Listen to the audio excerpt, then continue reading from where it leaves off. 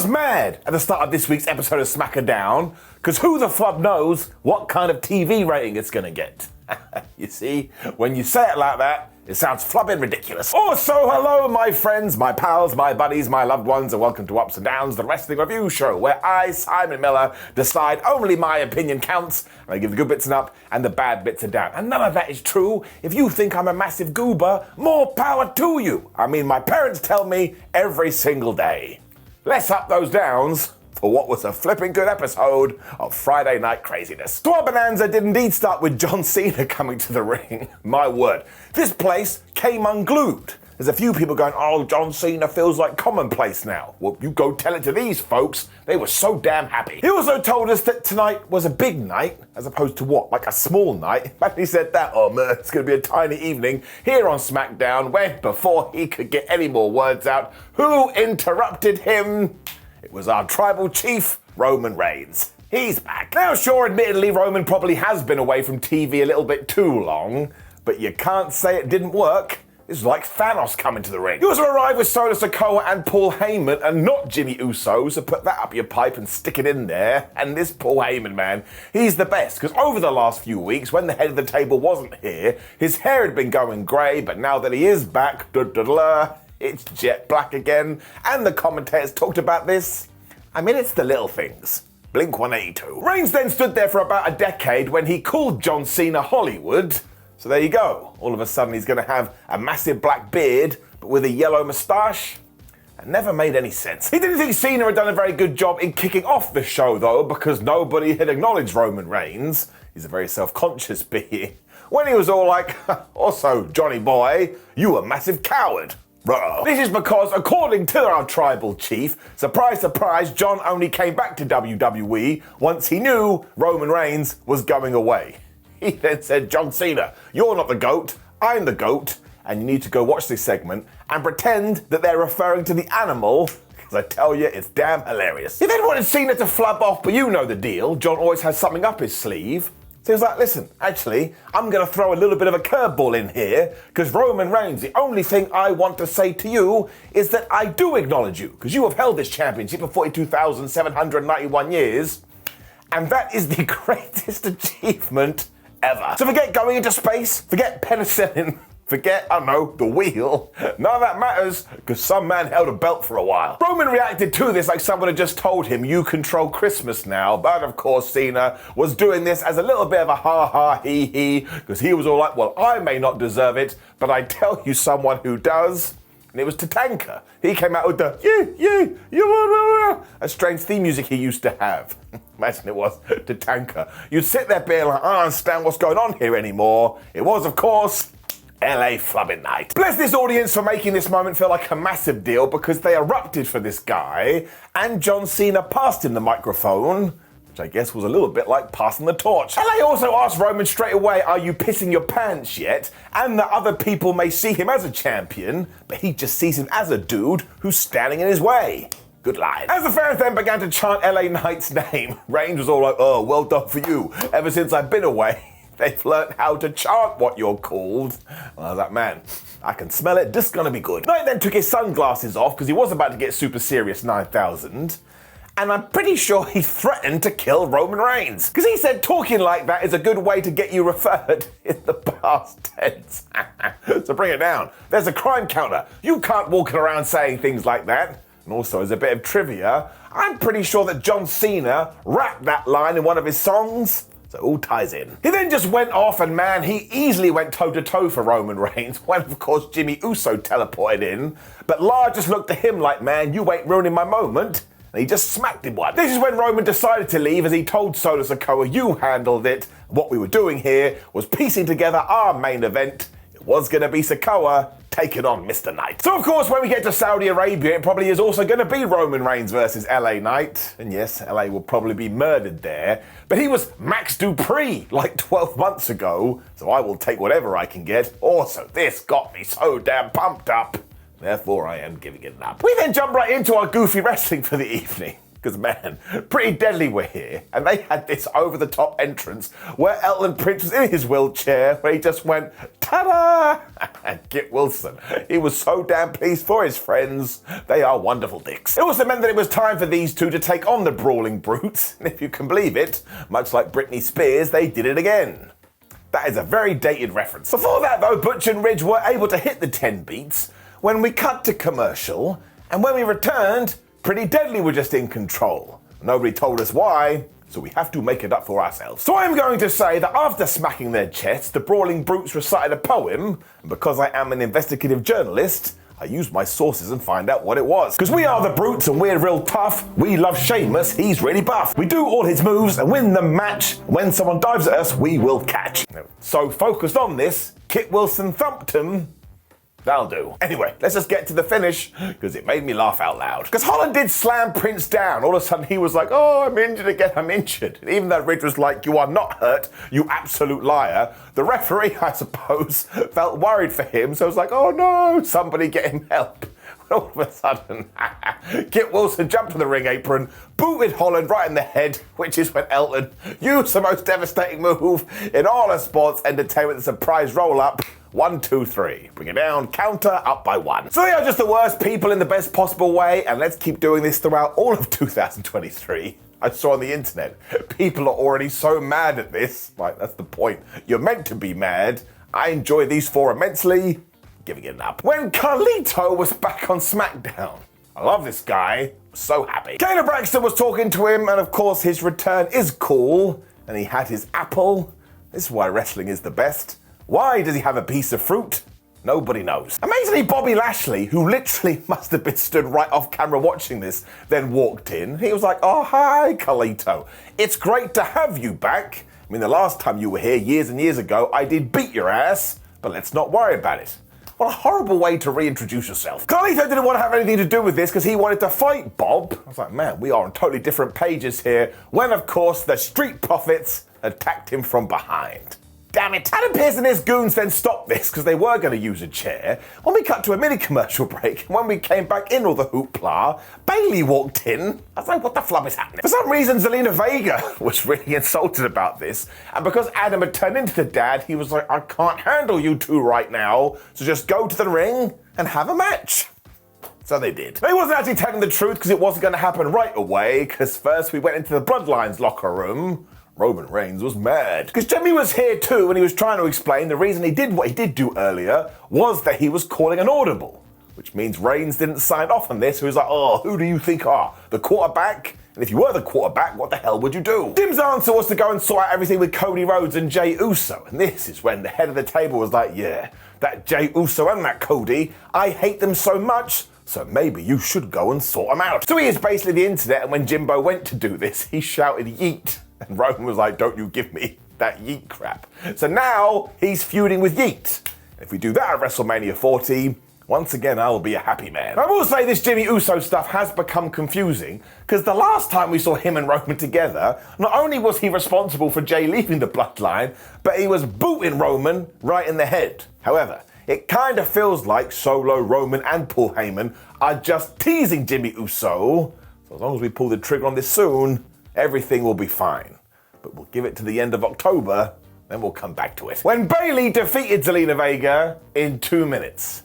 I mean, what was the point of that? Belle started this by laughing at how short Zelina was, even though she'd been very successful in the Street Fighter tournament, and she kind of proved that by giving her an arm drag. She was then going to go for the 619, but of course that combination never works the first time you try it, so surprise, surprise, Dakota Kai was here, and she was casting distraction. Zelina was still able to hit a Meteora for a 1-2-ooh, but all that did was get Io Sky involved.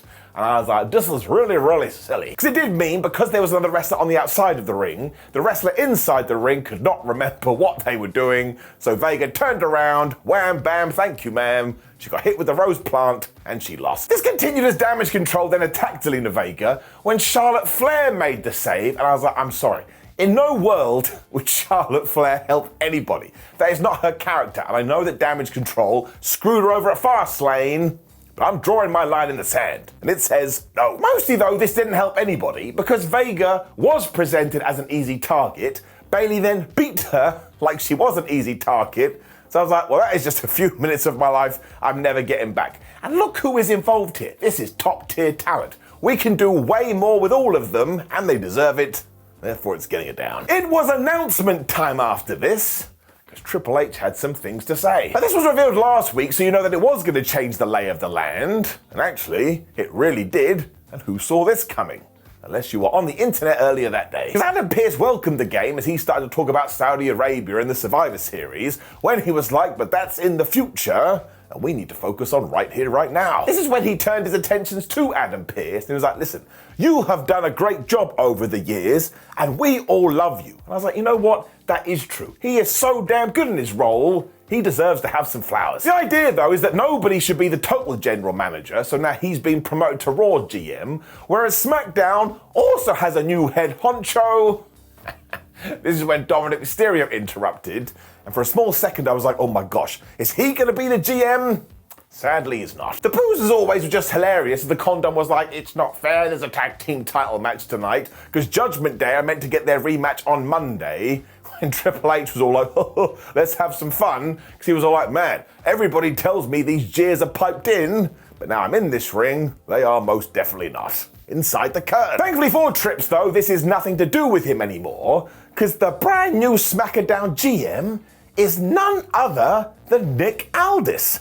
Now, in case you don't know, Nick absolutely smashed it in TNA or Impact and the NWA, and he has been working backstage at WWE as a producer, but he didn't even walk down the entranceway. I mean, was he under the ring? Was he just out of camera? Because he just walked in. I was like, where did he come from? Seriously though, this was a really good move, because not only has Aldis put in the time, but he knows exactly what he's doing, and almost instantly he proved it, because he was like, oh, Dom, I'm a big fan of your father. I was like, man, that was really well done. But imagine you did that in real life. Oh, Charles, good to see you. Oh yeah, hey Dan, what's up? I just wanted to say, I like you to be dead. That wasn't very nice at all. This then really did get out of control, because Nick Aldis was like, look, my first order of business is to deal with all this stuff that Cody Rhodes started ages ago, because Jey Uso did get drafted to Raw, so we have to get somebody on SmackDown, and if you can believe it, it was Kevin Owens, and I freaked out. He also just walked straight to the ring and gave Dominic a stunner, so that made me laugh right away,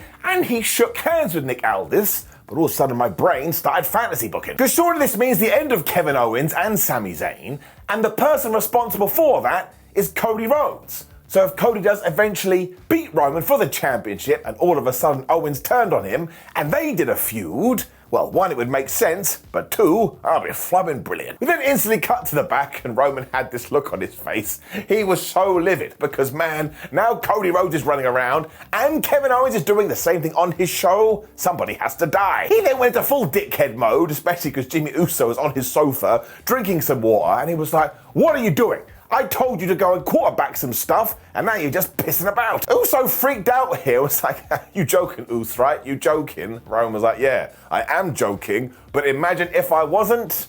Just gonna let you in on a secret. I think he was joking. So I just thought all of this was so smart, and in terms of setting up the rest of 2023 and going into 2024, well, you can just feel, hopefully, that WWE has planned all of this out. This was a terrific segment. Was getting it up. Dragon Lee then got his big hype video because he is coming to SmackDown, and that just made me feel warm and fuzzy in my tum-tum, because just to be that guy, he totally deserves it, and he's really, really good. Aldis then teleported backstage because he was having a conversation with Piper Niven and Chelsea Green. Chelsea was like, look, everyone says these damn belts are cursed, so why don't we make the straps a nice Italian leather? That's like, man, I love this character so much. That is not a pressing issue right now. Charlotte then walked in because she loves doing this, and Nick Aldis just told the women's tag team champions to leave. This was actually quite funny. I don't think WWE thought this through, because he was like, oh, hi, Charlotte, and Charlotte was like, oh, hi, Nick. I hear you're really mad because you got screwed over at Fastlane. And Charlotte was like, I am mad. And then Aldis was all like, well, now I'm in charge. Things are going to change. So next week, you are going to have a title shot. I was like, Nick, come here.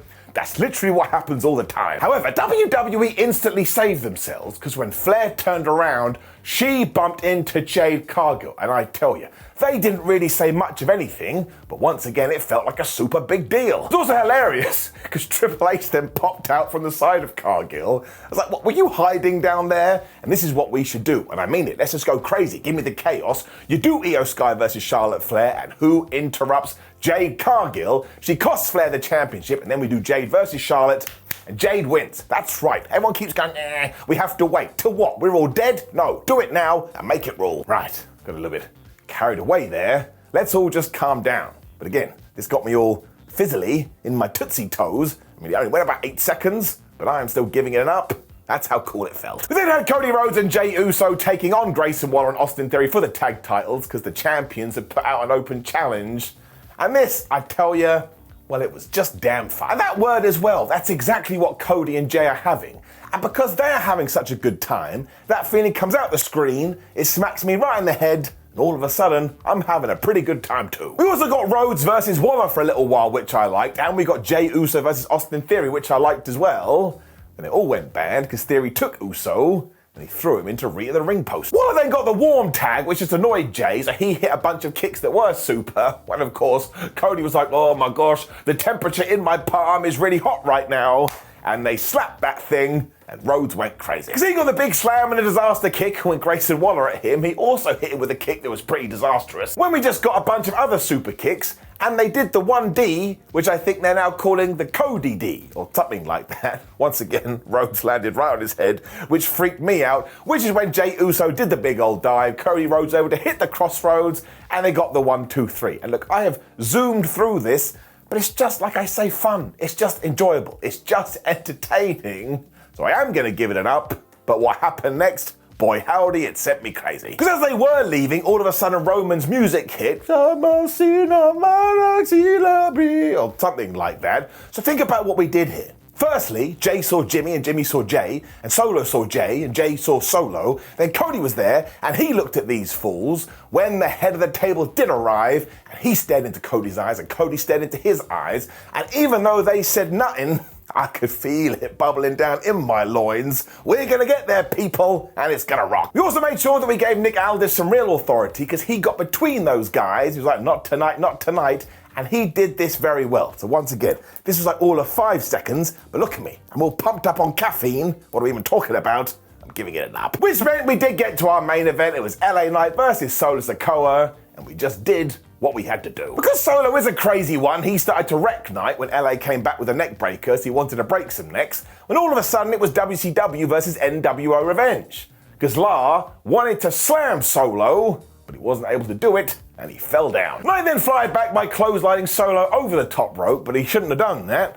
because when they were on the outside, Sikoa grabbed him, and he threw her into Rita the ring post. I'm like, can we please leave Rita alone? It's her birthday. Happy birthday to you. Solo then fell on Knight again because he tried to lift him, back damage +7, when I laughed so hard because Sikoa went for the dreaded nerve hold. Ow, my nerves. He also hit the hip attack, which always looks horrible. Once again, when Mr. Knight tried to fight back, he got hit with the Samoan Drop. Don't worry, I did some research. Solo Sikoa is Samoan. This is when LA decided to play the dodge game, meaning Solo kept going into Tina the Turnbuckle, which made me chuckle. And as soon as LA Knight hit his elbow, Jimmy Uso must have got worried, because he was quite literally in the ring, and apparently this was fine. And then got even funnier, because John Cena was all of a sudden here. He gave Jimbo the AA when he turned around and Sikoa was there. He was like, ha ha, he hit him with the spike, but you do not do that in a main event in WWE, because he then turned around, LA Knight hit him with a blunt force trauma, and he beat Solo Sikoa for the 1, 2, 3. Now look, I know there were a lot of shenanigans here, but I'm pretty sure it's only Cody and Jey Uso who have got a 3 over Solo Sikoa. So we are doing big things with LA. He of course celebrated after this, which is when Roman also appeared and just whammed him with the spear, meaning Smackdown went off air with our tribal chief standing tall. Plus he was doing the LA Knight points, which once again made me laugh. So we are gonna do this at Saudi Arabia. And I hope WWE has a plan, because a lot of people will want LA Knight to win. I don't think he's going to. But again, either way, I'm just pleased we're doing this match. Getting it up. Which did indeed bring us to the end of Smackdown, and this felt so damn good. And it was the season premiere, which doesn't make any sense. 2 + 2 = potato. But if we do this again on Raw, then plug me in. I am ready. Up. Now, of course, please do leave a comment below and let me know what you thought about last night's episode of Raw. Please click the video on the screen, which is ups and downs for both AEW and NXT. Stay calm. Like the video, share the video, subscribe. WhatCulture.com. Say hello on social media. Make sure you have a terrific weekend. And I'll see you next week.